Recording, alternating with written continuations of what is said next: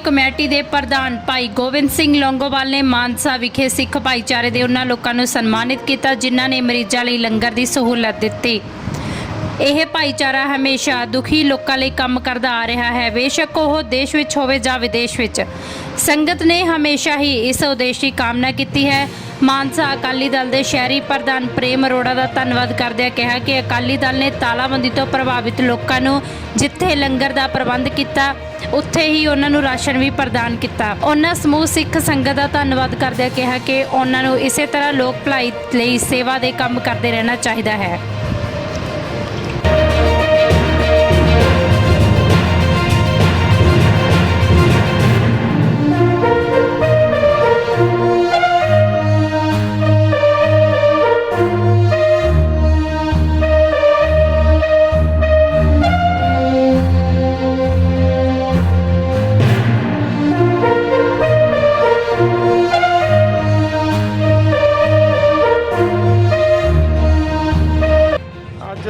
ਮਾਨਸਾ ਦੇ ਗੁਰਦੁਆਰਾ ਗੁਰੂ ਸਿੰਘ ਸਭਾ ਦੇ ਜਿਹੜੇ ਪ੍ਰਬੰਧਕਾਂ ਵੱਲੋਂ ਔਰ ਜਿਹੜੀ ਕਰੋਨਾ ਵਾਇਰਸ ਦਾ ਕਰੋਪ ਸਾਰੇ ਸੰਸਾਰ ਵਿੱਚ ਚੱਲਿਆ ਹੈ ਔਰ ਜਦੋਂ ਤੋਂ ਵੀ ਲਾਕਡਾਊਨ ਪੰਜਾਬ ਦੇ ਵਿੱਚ ਲਾਇਆ ਗਿਆ, ਕਰਫਿਊ ਲਾਇਆ ਗਿਆ ਔਰ ਲਗਾਤਾਰ ਇਸ ਗੁਰਦੁਆਰਾ ਪ੍ਰਬੰਧ ਕਮੇਟੀ ਦੇ ਵੱਲੋਂ ਤੇ ਇੱਥੋਂ ਦੇ ਸਾਰੇ ਸਹਿਯੋਗੀਆਂ, ਸਾਰੇ ਪਤਵੰਤੇ ਸੱਜਣਾਂ ਵੱਲੋਂ ਲਗਾਤਾਰ ਲੰਗਰ ਦੀ ਸੇਵਾ ਜਿਹੜੀ ਲੋੜਵੰਦਾਂ ਲਈ ਕੀਤੀ ਗਈ ਹੈ, ਉਹਨਾਂ ਕੋਰੋਨਾ ਵਾਇਰਸ ਦੇ ਮਰੀਜ਼ਾਂ ਲਈ ਕੀਤੀ ਗਈ ਹੈ।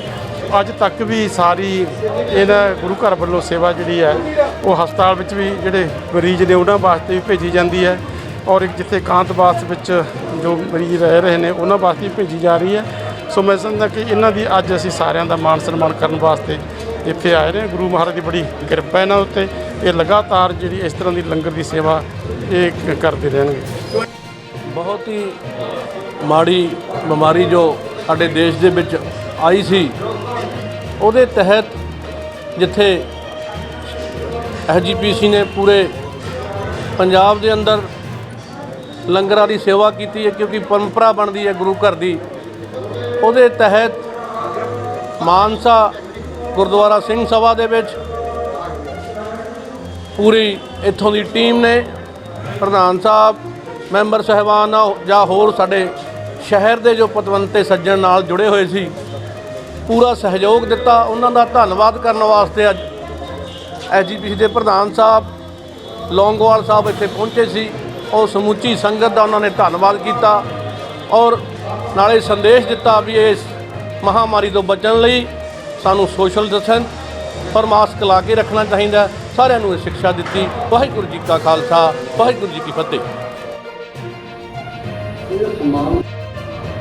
ਇਹ ਸਾਰੇ ਚਲਾਉਣ ਵਾਸਤੇ ਹੱਥ ਹੈ, ਚਾਹੇ ਸਾਨੂੰ ਕਣਕ ਦੀ ਲੋੜ ਪਈ, ਚਾਹੇ ਦਾਲ ਦੀ ਲੋੜ ਪਈ, ਚਾਹੇ ਘਿਓ ਦੀ ਲੋੜ ਪਈ, ਗੱਲ ਕਰਕੇ ਚਾਹੇ ਨਾ ਕਮਾਇਆ ਜੀ। ਇੱਥੇ ਇਹ ਗੱਲ ਜ਼ਰੂਰ ਵਰਣਨਯੋਗ ਹੈ ਕਿ ਇਸ ਦੇ ਨਾਲ ਸਾਡੇ ਪੰਜ ਆਦਮੀ ਐਸੇ ਜੁੜੇ ਜਿਨ੍ਹਾਂ ਦੇ ਨਾਲ ਵਿਸ਼ੇਸ਼ ਤੌਰ ਤੇ ਸ਼ਹਿਰ ਦੇ ਵਿੱਚ ਸੰਸਥਾ ਦੇ ਲੋਕ ਜਿਹੜੇ ਬੈਠੇ ਨੇ, ਇਹਨਾਂ ਨੇ ਬੜੀ ਸੇਵਾ ਕੀਤੀ ਹੈ, ਰੱਜ ਕੇ ਸੇਵਾ ਦੁਨੀਆ ਦੇ मैं कहूँगा पूरे हिंदुस्तान में खेती को दूसरी दिमाग के खिलाफ ऐसा नहीं कराई गई थी। हालांकि मेरा एक कोरोना से उन्होंने जरूर की हुई आज भी वो छत्तीसगढ़ लोग जाते हैं दुआवा होते हैं कि उनके उदाहरण पेश करते हैं। सिख संगत की एक 5 साल मेरे पैसे पुत्र भी ने मैं कहूँगा एक साढ़ा इतना जोड़ा कोरोना वायरस कहा जाता है ਤੇ ਸਰਦਾਰ ਰਘਵੀਰ ਸਿੰਘ ਜੀ ਪ੍ਰਧਾਨ ਗੁਰਦੁਆਰਾ ਸਿੰਘ ਸਭਾ, ਇਹਨਾਂ ਨੇ ਬੜੀਆਂ ਬਹੁਤ ਜ਼ਿਆਦਾ ਸੇਵਾ ਕੀਤੀ। ਉਹਨਾਂ ਨੂੰ ਗੱਲ ਹੋਰ ਦੱਸਦਾ ਕਿ ਜਦੋਂ ਤਬਲੀਗੀ ਜਮਾਤ ਦੇ ਉਹਨਾਂ ਸਾਥੀਆਂ ਨੇ ਰੋਜ਼ੇ ਸ਼ੁਰੂ ਕੀਤੇ, ਰਮਜ਼ਾਨ ਦਾ ਮਹੀਨਾ ਆਇਆ, ਰੋਜ਼ੇ ਸ਼ੁਰੂ ਕੀਤੇ ਤੇ 2:30 ਵਜੇ ਉੱਠ ਕੇ ਉਹਨਾਂ ਨੂੰ ਜਾ ਕੇ ਲੰਗਰ ਛਕਾਉਂਦੇ ਰਹੇ। ਉਹਨਾਂ ਵਾਸਤੇ ਗੁਰੂ ਖਾਓ ਵਗੈਰਾ ਉਹ ਸਾਰਾ ਕੁਝ ਸਾਡਾ ਰਵੀ ਖਾਨ, ਅਸੀਂ ਮੁਸਲਿਮ ਫਰੰਟ ਪੰਜਾਬ ਵੱਲੋਂ ਰਵੀ ਖਾਨ ਦੀ ਡਿਊਟੀ ਲਾਈ ਸੀ, ਉਹਨਾਂ ਦੇ ਨਾਲ ਅਸੀਂ ਸੇਵਾ ਨਿਭਾਈ। ਇਹ ਭਾਈ ਮਰਦਾਨੇ ਦੀ ਬੋਲੀ ਹੈ। ਪ੍ਰਧਾਨ ਭਾਈ ਮਰਦਾਨੇ ਤੋਂ ਲੈ ਕੇ ਅੱਜ ਤੱਕ ਸਿੱਖ ਸੰਗਤ ਸਾਡੀ ਸਿੱਖ ਮੁਸਲਮਾਨ ਚੱਲੀ ਆ ਰਹੀ ਹੈ। ਮੈਂ ਉਹਨਾਂ ਦੇ ਵਾਸਤੇ ਉਹਨਾਂ ਦੀ ਹੌਸਲਾ ਅਫਜ਼ਾਈ ਕਰਨ ਵਾਸਤੇ ਪ੍ਰਧਾਨ ਸਾਹਿਬ ਇੱਥੇ, ਕਿਉਂਕਿ ਜਦੋਂ ਕੋਈ ਚੰਗਾ ਕੰਮ ਕੀਤਾ ਜਾਂਦਾ ਚੰਗੇ ਕੰਮ ਦੀ ਪ੍ਰੋਤਸਾਹਨ ਕਰਨੀ ਚਾਹੀਦੀ ਹੈ। मैं अखीर में यही कहूँगा कि कोरोना यही महामारी के दौरान ਜਿੰਨੀਆਂ ਵੀ ਸ਼ਹਿਰ ਦੀਆਂ NGO ਨੇ ਸਾਰੇ ਸ਼ਹਿਰ ਦੇ ਲੰਗਰ ਲਾਏ। ਉੱਥੇ ਮੇਨ ਗੁਰਦੁਆਰਾ ਸ੍ਰੀ ਗੁਰੂ ਗ੍ਰੰਥ ਸਾਹਿਬ ਜੀ ਆਪ ਦੇ ਮਿੱਤਰ ਜੀ ਵਿੱਚ ਬੈਠੇ ਸਤਿਗੁਰੂ ਮਹਾਰਾਜ ਦੀ ਬੜੀ ਅਪਾਰ ਕਿਰਪਾ ਇੱਥੋਂ ਦੀ ਸਮੁੱਚੀ ਸੰਗਤ ਦੇ ਉੱਤੇ ਔਰ ਇੱਥੋਂ ਦੇ ਪ੍ਰਧਾਨ ਤੇ ਸਾਰੇ ਕਮੇਟੀ ਮੈਂਬਰ ਸਾਹਿਬਾਨ ਔਰ ਜਿਨ੍ਹਾਂ ਨੇ ਜਦੋਂ ਤੋਂ ਵੀ ਇਹ ਕੋਰੋਨਾ ਮਹਾਮਾਰੀ ਦਾ ਇੱਕ ਰੂਪ ਸਾਰੇ ਸੰਸਾਰ ਦੇ ਵਿੱਚ ਚੱਲਿਆ ਤਾਂ ਉਹ ਤੋਂ ਲੈ ਕੇ ਲਗਾਤਾਰ ਇੱਥੋਂ ਦੇ ਸਾਰੇ ਪ੍ਰਬੰਧਕ ਸੱਜਣ ਸਾਰੇ ਸ਼ਹਿਰ ਵਾਸੀਆਂ ਦੇ ਸਾਰੇ ਪ੍ਰਬੰਧਕੀ ਸੱਜਣਾਂ ਦੇ ਸਹਿਯੋਗ ਦੇ ਨਾਲ ਤੁਸੀਂ ਸਾਰਾ ਗੁਰੂ ਮਹਾਰਾਜ ਨੇ ਜੋ ਸਾਨੂੰ ਲੰਗਰ ਦੀ ਪ੍ਰਥਾ ਬਖਸ਼ੀ ਹੈ